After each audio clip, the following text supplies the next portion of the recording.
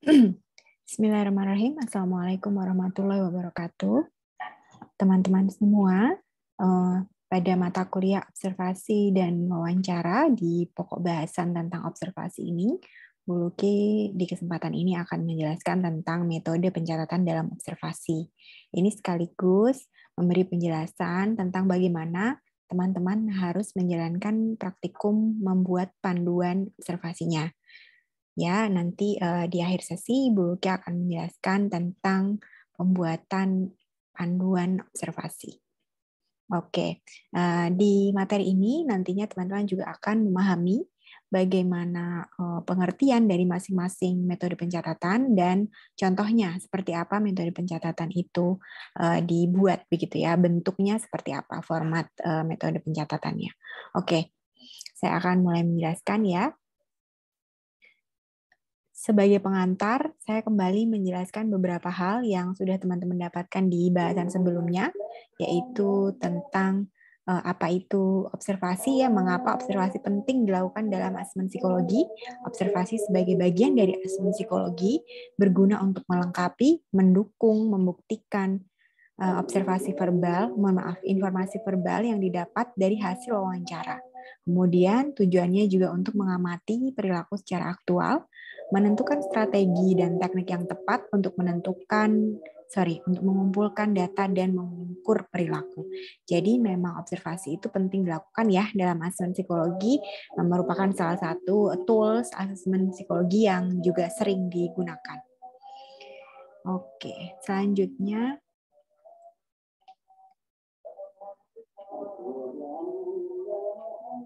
observasi merupakan tools asesmen psikologi yang utama apabila satu, asesmennya dilakukan pada anak-anak. Karena anak-anak tentu kita tahu bersama tidak mungkin mendapatkan wawancara ya, artinya data yang didapatkan hanya mungkin dari tes atau observasi, sehingga observasi ini menjadi salah satu tools asesmen yang utama karena tes juga tidak semua bisa digunakan untuk anak-anak, terutama anak-anak yang usianya masih sangat dini. Kemudian yang kedua, asesmen bila dilakukan dalam konteks klien yang mengalami hambatan perkembangan, misalnya ADHD, autism, kesulitan belajar, disabilitas intelektual, itu observasi juga menjadi tools yang utama karena itu tadi kemungkinannya sulit untuk dilakukan wawancara dan tes atau yang lain ya. Kemudian yang ketiga, apabila klien yang dihadapi ini adalah klien yang resisten. Misalnya klien yang awalnya enggan atau kurang percaya pada psikolog. Jadi sebenarnya dia terpaksa untuk datang ke psikolog misalnya, itu observasi bisa menjadi tools yang utama karena dengan begitu bisa mendapat data tentang perilakunya tanpa harus berinteraksi, tanpa harus meminta kerjasama dari klien gitu ya. Kemudian siapa saja yang bisa melakukan observasi dalam asesmen psikologi? Yang pertama adalah tenaga ahli, psikolog atau asisten psikolog, ataupun tenaga ahli lainnya yang terlibat dalam asesmen. Kemudian yang kedua adalah orang dalam atau orang yang terlibat dalam kehidupan sehari-hari klien seperti orang tua, guru, pasangan, maupun diri klien sendiri melalui self-monitoring. Kemudian yang kedua, bahasan yang kedua kita akan bahas tentang bagaimana menentukan metode pencatatan dalam observasi. Aspek-aspek yang perlu dipertimbangkan dalam menentukan pencatatan dalam observasi, yang pertama adalah tujuan dan target observasi itu sendiri, atau perilaku target. Kemudian berapa kali perilaku perlu diamati, berapa kali rentang waktu pengamatannya, dan juga situasi saat pengamatan itu dilakukan akan seperti apa, kapan, di mana, dan seterusnya. Ini semua perlu dipertimbangkan karena ikut menentukan jenis atau metode pencatatan observasi yang dipilih. Kemudian metode pencatatan dalam observasi itu ada banyak jenisnya. Yang di sini saya jelaskan ada 3 kelompok metode pencatatan dalam observasi atau 3 kategori. Yang pertama adalah naratif, bisa dilakukan melalui diary description, running records, specimen descriptions, dan anecdotal records. Kemudian yang kedua adalah metode pencatatan contoh atau sampling, mengambil sampel perilaku dalam setting waktu maupun kejadiannya, yaitu time sampling, event sampling, atau checklist. Kemudian yang ketiga adalah penilaian metode pencatatan penilaian atau rating. Jadi yang dicatat adalah ratingnya atau nilainya berupa skala numerik, skala grafik, atau semantik diferensial. Ini adalah contoh-contoh metode pencatatan dalam observasi. Akan saya jelaskan satu persatu ya teman-teman. Yang pertama tentang naratif, kemudian sampling dan rating, kita pahami dulu keunggulan dan kelemahannya. Metode naratif, keunggulannya itu dia bisa menjelaskan kemunculan perilaku, menghasilkan banyak hipotesis yang dapat menjadi dasar pengukuran kuantitatif, dan sebenarnya relatif tidak membutuhkan banyak alat, karena naratif itu dicatat langsung juga bisa. Ya. Tapi kelemahannya, pengamat cenderung tidak bisa mengkuantifikasi hasil pengamatannya, validitasnya cenderung dipertanyakan, dan bergantung pada keterampilan pengamat. Validitas dipertanyakan itu karena apa? Karena sifatnya adalah subjektif. Naratif itu kan cerita dari versi pengamat itu sendiri gitu ya. Jadi tidak valid itu artinya nanti hasilnya apakah memang seperti itu ditulis apa adanya atau ada yang ketinggalan datanya karena disambil nyatet gitu ya. Kemudian sampling, kalau metode sampling itu keunggulannya dia spesifik, fokus pada perilaku tertentu, bisa diterapkan pada hampir semua jenis perilaku dan bisa mengukur perubahan perilaku. Kemudian juga lebih efisien karena menghemat waktu. Tidak harus sepanjang waktu mencatat seperti naratif. Tapi kelemahannya dia akan sulit menyimpulkan bagaimana dan mengapa perilaku itu muncul. Dan juga hambatan saat mengamati dalam durasi yang lama. Dan juga perilaku yang penting itu bisa saja diabaikan karena hanya fokus pada perilaku tertentu yang ada di tabel ya. Kalau sampling biasanya pakai tabel. Jadi hanya perlu dicek-cek gitu kan misalnya. Jadi kalau misalnya ketinggalan perilakunya ya bisa jadi tidak tercatat. Kemudian perilaku yang penting bisa saja terabaikan. Kemudian metode rating itu juga bisa diterapkan pada hampir semua jenis perilaku. Data juga bisa diolah secara statistik dan lebih hemat waktu serta biaya. Tapi kelemahannya sedikit sekali informasi mengenai sebab dan akibat, dan juga bisa jadi tidak akurat kalau ada jarak antara pengamatan dan rating. Ini terutama kalau kita mengisi ratingnya setelah mengamati. Jadi pertama itu fokus mengamati semua dulu, baru terakhir dinilai atau di rating. Nah, itu bisa jadi ratingnya tidak akurat atau rating tidak benar-benar berhasil mengukur perilakunya gitu. Saya jelaskan satu-satu mulai dari pencatatan naratif. Pencatatan naratif yang pertama adalah diary description. Diary description adalah pencatatan perubahan pada perkembangan perilaku baru secara umum atau perilaku spesifik sesuai tujuan observasi, seperti perkembangan bahasa dan lain-lain. Metode ini membutuhkan waktu yang lama dan kontak frekuensi dengan subjek yang banyak gitu, jadi berkali-kali. Terus yang kedua adalah specimen description dan running records. Ini sebenarnya hampir sama, semuanya dicatat secara kontinu, detail, dan memperhatikan urutan dari perilaku, tapi kalau running records biasanya dicatat on the spot, sementara kalau specimen description sebaiknya dicatat sesudahnya. Karena kalau specimen description itu mengutamakan ketidakterlibatan pengamat. Jadi kalau sebisa mungkin pengamat tidak terlibat dalam pengamatan itu. Jadi tidak diketahui keberadaannya oleh yang diamati gitu ya. Nah, ini specimen description dan running records ini biasanya sering digunakan dalam setting kelas. Di kelas gitu, perilaku anak-anak, siswa gitu di kelas. Kemudian yang ketiga, anecdotal records adalah pencatatan naratif yang tidak fokus pada perubahan perilaku tertentu, melainkan dilakukan dimanapun, kapanpun, setiap kali ada yang menarik, catat gitu. Dan tidak mencatatkan kode khusus, bisa ditulis sederhana dalam buku catatan. Anecdotal records adalah relatif yang paling praktis untuk dilakukan kapan saja, karena cuma butuh buku catatan gitu ya. Kemudian, saya jelaskan satu persatu dari ketiga jenis metode pencatatan ini. Diary descriptions itu merekam perubahan perilaku dan ada itemisasi. Formatnya itu seperti yang di kotak warna pink itu. Jadi ditulis datanya, kemudian ada kolom yang kosong untuk tempat mencatat seperti buku diary. Jadi biasanya di diary description ini nanti ada keterangan waktunya, misalnya tanggal sekian, jam sekian itu seperti apa perilakunya, tanggal sekian, jam sekian seperti apa, seperti itu. Jadi pengamat mencatat secara langsung dan sesegera mungkin. Dan juga intensitas pencatatannya itu tiap hari ya. Jadi reguler dalam satu hari misalnya berapa kali atau dalam beberapa hari dalam satu minggu gitu. Jadi dan itu berturut-turut. Nah, dari deskripsi seperti halnya kita mengisi buku harian ya teman-teman. Jadi ini catatan harian bentuknya sehingga pencatatannya memang harus kontinu dan beberapa kali. Tahapannya untuk melakukan daily description, tahapan pertama tentunya menerapkan target. Mau mengamati tentang apa. Sementara tahap yang kedua adalah menentukan subjek. Subjeknya yang siapa gitu ya, kemudian durasi pengamatannya berapa kali. Kemudian tahap ketiga adalah jurnal, menyiapkan jurnal atau buku hariannya. Seperti format yang tadi warna pink tadi itu kurang lebih seperti itu. Mau berapa halaman itu tergantung nanti pengamatannya berapa kali.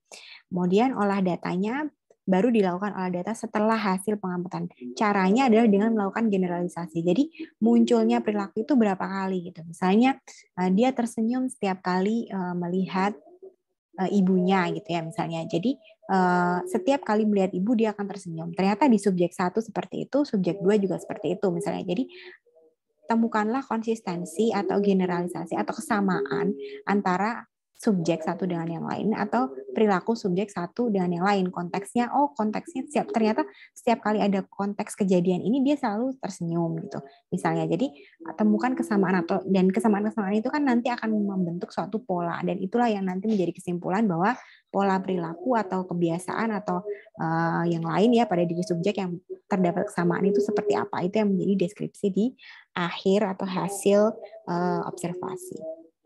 Nah, format pencatatan dan pengolahan data dalam diary description, kalau formatnya itu harus memuat tanggal, waktu, lokasi, setting, subjek, usia, dan juga deskripsi tentang perilaku subjek dalam bentuk cerita. Jadi kayak cerita gitu. Kayak kita menulis catatan harian, buku harian itu kan menceritakan seharian kenapa, apa ngapain aja gitu, ketemu siapa, apa yang dilakukan gitu kan. Nah, ini sama juga diary description seperti itu. Kemudian deskripsi situasi saat perilaku muncul. Saat muncul tuh situasi sedang seperti apa. Dan juga temukan temuan-temuan perilaku pada kolom catatan khusus. Jadi mungkin ada perilaku lain yang di luar dari perilaku yang diamati, tapi juga mempengaruhi gitu misalnya. Itu juga boleh dimasukkan. Nah, olah datanya itu dengan mendeskripsikan kondisi subjek, lingkungan, perilaku, mengidentifikasi persamaan karakteristik pada subjek, persamaan dan perbedaan perilaku, dan juga akhirnya generalisasi seperti tadi saya sampaikan, yaitu kesimpulan antar perilaku atau antar subjek. Kemudian jenis yang berikutnya adalah anecdotal records. Anecdotal records itu sama dengan diary, sama menggunakan catatan naratif, tapi bedanya adalah anekdotal tidak fokus pada satu anak atau kelompok tertentu dan tidak terbatas pada kemunculan perilaku baru, tapi dimanapun, kapanpun, siapapun gitu ya yang menarik gitu ya dan penting bagi pengamat itu akan dilakukan pencatatan. Juga tidak butuh spesifikasi waktu tertentu. Setiap kali perilaku muncul dicatat gitu ya. Dan juga ini tidak mensyaratkan banyak kode, hanya sederhana saja untuk anecdotal record ini. Nah, spesifiknya atau hal yang perlu diperhatikan kalau untuk anecdotal record itu ada beberapa unit perilaku yang perlu dicatat. Jadi kalau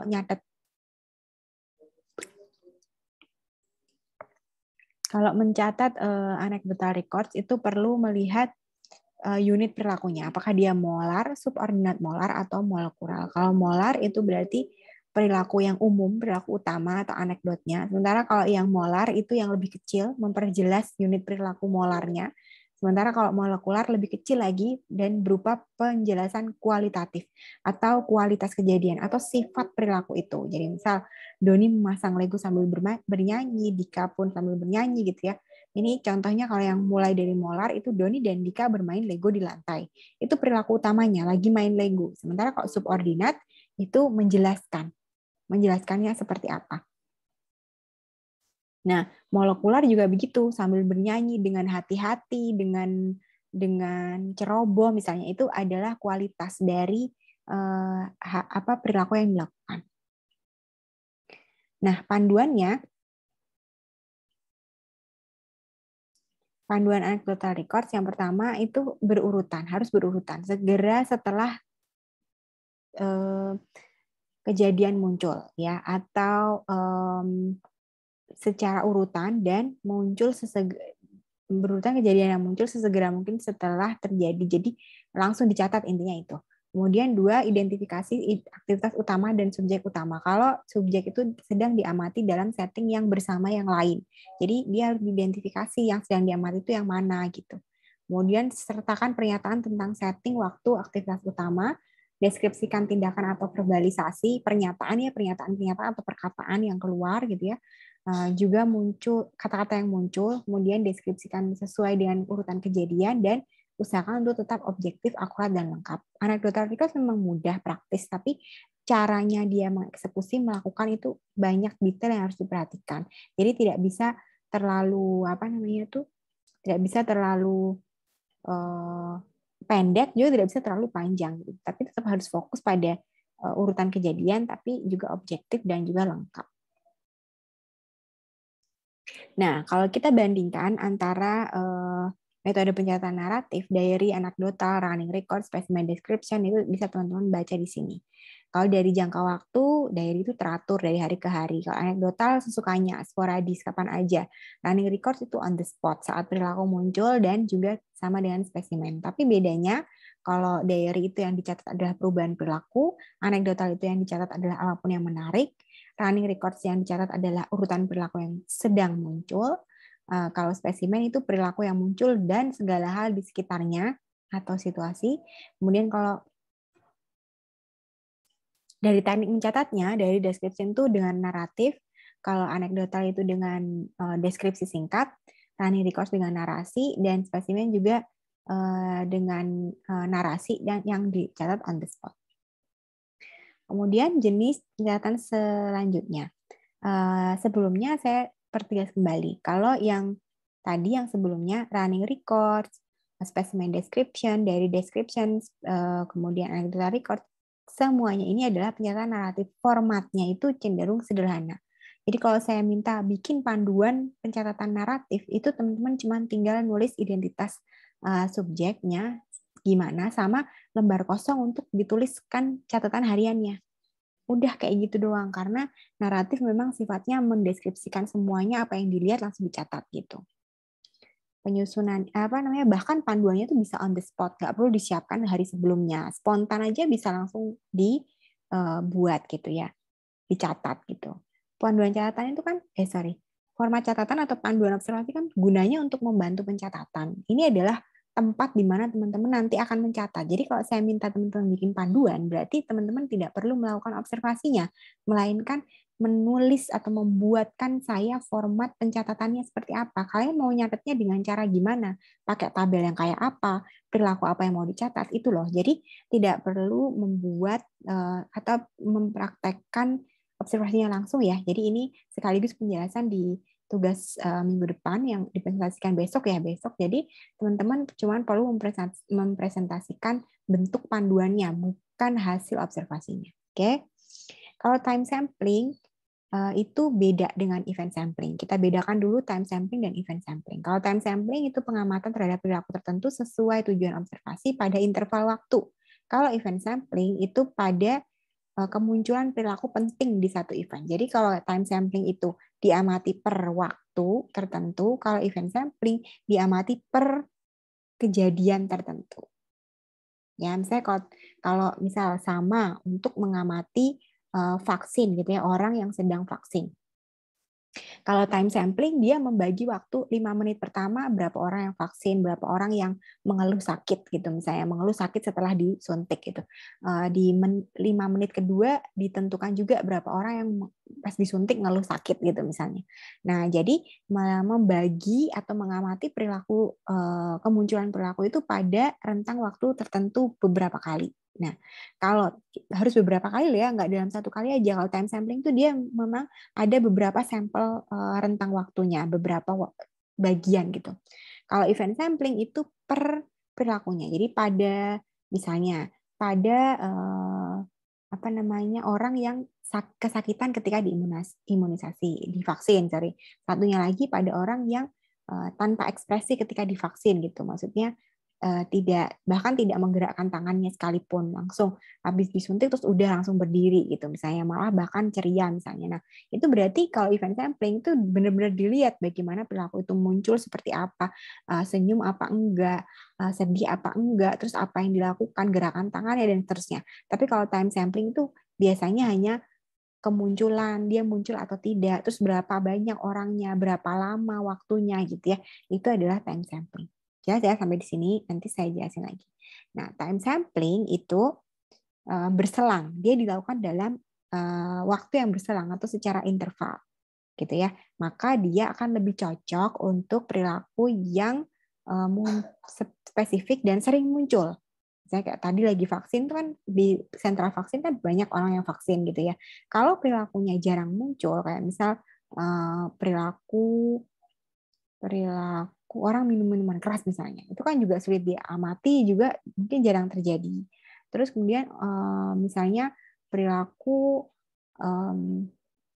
misalnya anak sedang tantrum atau menangis menjadi-jadi itu loh tantrum gitu ya, lagi emosional tantrum. Kalau anak tantrum kan juga tidak setiap hari, tidak setiap waktu, mungkin bisa dihitung dalam 1 minggu, tidak selalu mungkin terjadi dalam 1 minggu. Jadi kalau kalau kalau di time sampling tantrum menjadi tidak tepat digunakan karena nanti tantrum itu hanya muncul sesekali, jarang gitu ya, dan itu cepat gitu. Maka time sampling tidak tepat digunakan. Kecuali kayak misal perilaku orang ketika vaksin, apakah dia senyum, menangis misalnya, itu kan karena sering terjadi dan itu lokasinya di sentra vaksin akan lebih mudah diamati kan gitu. Maka memang time sampling itu lebih tepat untuk perilaku yang sering muncul.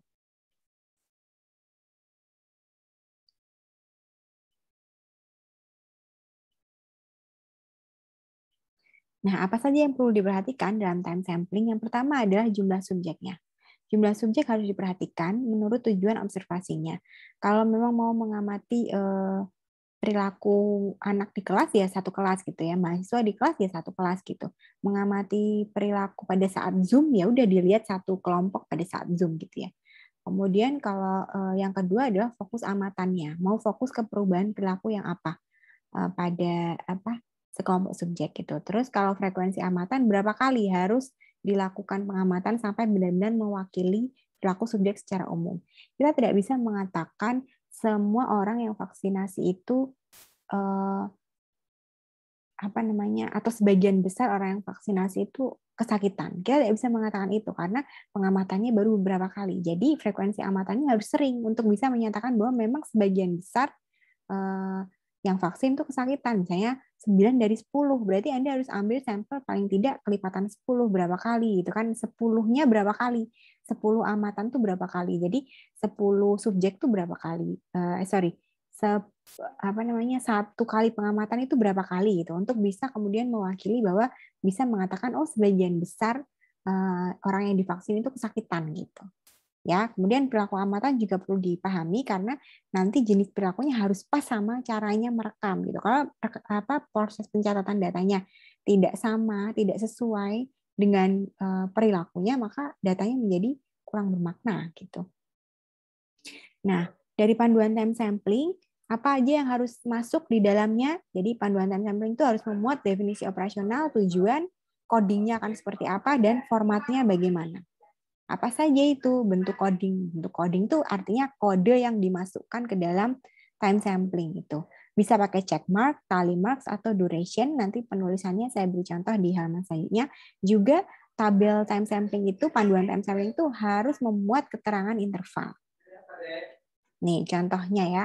Contohnya perilaku amatannya apa? 1, 2, 3, 4. Terus subjek amatannya apa? 1, 2, 3, dan seterusnya. Nah, apa namanya?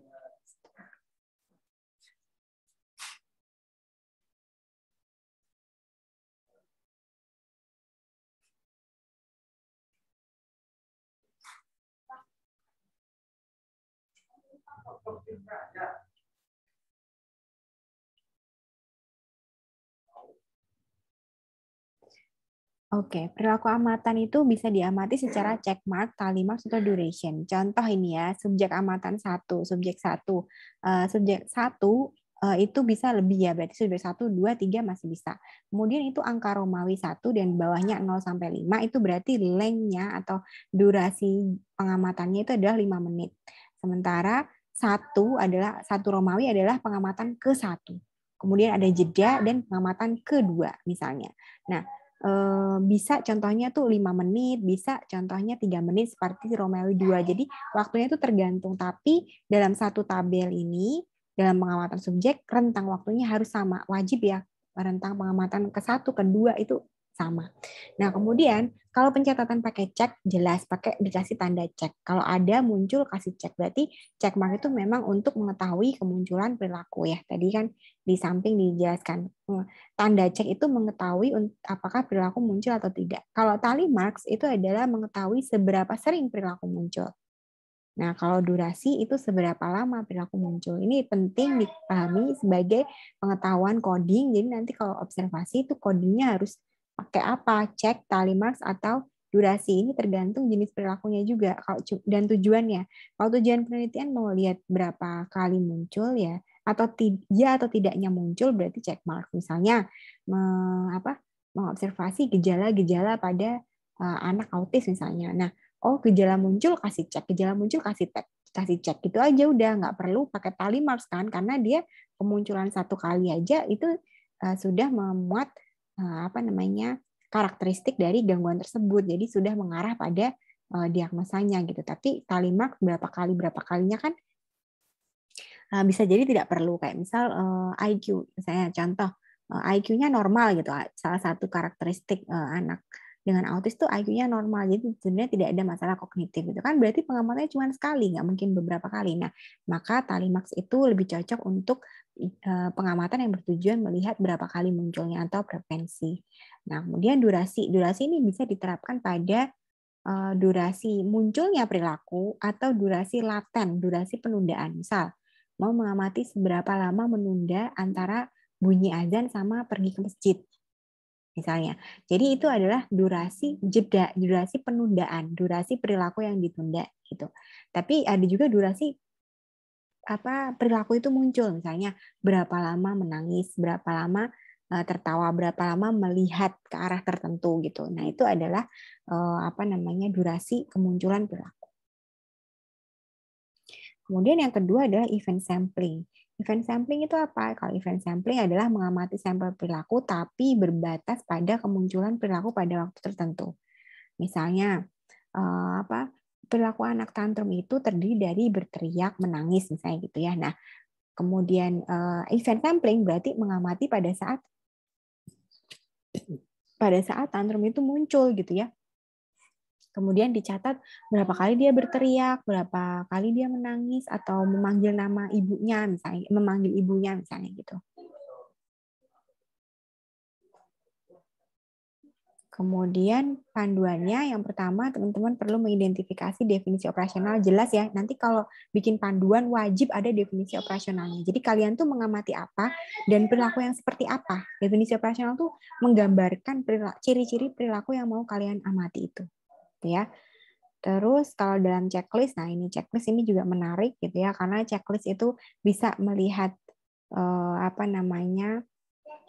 bisa melihat bisa melihat berapa kali munculnya perilaku ya. Muncul atau tidaknya, muncul atau tidaknya perilaku itu berapa kali itu adalah checklist ya, tujuan dari checklist, tapi dia tidak bisa melihat berapa kalinya. Jadi dia hanya bisa mengidentifikasi muncul atau tidaknya. Tapi frekuensi berapa kalinya itu bisanya dilihat melalui tally marks tadi. Bisa digunakan di time sampling maupun event sampling. Ini panduannya, lalu ini contohnya. Ini contoh panduan checklist untuk anak usia dini, tugasnya ya. Misalnya di TK itu tugasnya apa? Mampu menemukan bentuk sesuai namanya, misalnya iya atau tidak. Tinggal dicek ya, dicek di iya atau tidak gitu. Kemudian keunggulan dan kelemahan, lebih sederhana dan mudah, tapi informasinya lebih sedikit dan kurang mendalam. Kemudian merekam dengan cepat efisien, keterampilannya relatif, bisa ditambahkan catatan tertentu, dan bisa diolah secara statistik. Nah, kalau pencatatan rating itu saya berikan contohnya ya. Yang pertama adalah rating skala numerik. Di sini perilakunya diklasifikasi dalam skala numerik 1, 2, 3, 4, 5. Nah, perilaku ini sifatnya adalah berjenjang, bukan pilihan semata-mata. Maksudnya kalau pilihan ganda itu kan bisa 1 sampai lainnya beda kan. Sebutkan sila kedua Pancasila. A, persatuan Indonesia. B, kemanusiaan. C, keadilan. D, persatuan misalnya gitu. D, ya persatuan misalnya. Kan empat-empatnya beda tuh kalau pilihan ganda. Tapi kalau skala numerik itu semuanya itu mewakili perilaku yang sama. Perilaku bermain itu bisa diuraikan dalam perilaku yang seperti apa saja, dan itu akan diberi diberi angka, diberi numerik, mewakili angkanya gitu. Misalnya kalau bermain sendiri berarti dia angkanya 1 gitu. Tertarik mengamati teman berarti angkanya 2. Nah, semakin tinggi dia akan berarti melihat semakin semakin bagus, perilaku itu muncul dalam level yang semakin baik gitu. Rentang perhatian juga mudah bosan, mengganggu teman, tidak memperhatikan guru, menunjukkan ekspresi tertarik, sampai dengan interaktif. Jadi yang 5 itu adalah yang paling tinggi, mulai dari yang 1 yang munculnya itu hanya pada level yang dasar gitu ya. Nah, kalau skala grafik itu berupa pernyataan selalu, sering, kadang, jarang, tidak pernah ya, pernyataannya seperti apa, kemudian direspon selalu dan seterusnya. Nah, ini skala grafik karena bisa dibuat dalam bentuk bagan gitu, dalam bentuk grafik tertentu gitu, di mana nanti subjek melingkari jawabannya. Kalau di sini berarti rating scale-nya ini bentuknya cek ya, nanti dia selalu, sering gitu dan seterusnya. Bisa ditulis juga dalam tabel itu adalah nilainya. Kemudian selanjutnya skala semantik diferensial itu adalah pertentangan dua pernyataan ya. Jadi kemudian ditentukan apakah dia di posisi 1 sampai 5. Kalau semakin ke kanan berarti dia semakin mendekati perilaku yang di kanan. Kalau ke kiri ya sebaliknya, berarti mendekati perilaku yang di kiri. Saya rasa itu yang ingin saya sampaikan, ini sumber bacaannya, dan saya menjelaskan ke teman-teman kalau sekali lagi teman-teman itu diminta membuat panduan ya, membuat panduan. Setelah ini adalah tugas praktikum di mana teman-teman menyiapkan panduan observasi. Ingat, hanya berupa panduan, bukan hasil observasi. Jadi kalian tidak diminta untuk mempraktekkan panduan itu untuk mengambil data di lapangan atau mengamati sesuatu, tapi melainkan membuat panduannya dulu. Definisi operasionalnya, perilaku targetnya apa, mau dibuat tabel yang seperti apa untuk pengamatan. Itu yang saya minta untuk teman-teman buat ya. Baik, saya rasa itu materi pada siang hari ini, pada pertemuan kali ini tentang